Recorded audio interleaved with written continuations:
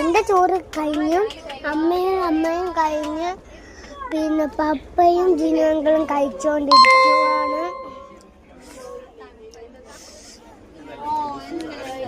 പിന്നെ നമ്മൾ ട്രെയിനിലാണ്. ഇനി നമ്മൾ തോരനുണ്ട്, ജ്യൂസിയായിട്ടുള്ള മെഴുക്കുവരട്ടി, ചമ്മന്തിപ്പൊടി ഉണ്ട്. നല്ല ടെസ്റ്ററാട്ടോ. മറിച്ച സാമ്പാറുണ്ട്, സാമ്പാറുണ്ട്. പിന്നെ നല്ല മീനിന്റെ എന്തോ ഒരു ഭാഗമാണ് ചൂര, കട്ടിയുണ്ട് ഈ ഭാഗത്തേക്ക്. നല്ല ടെസ്റ്റർ ആയിരിക്കും.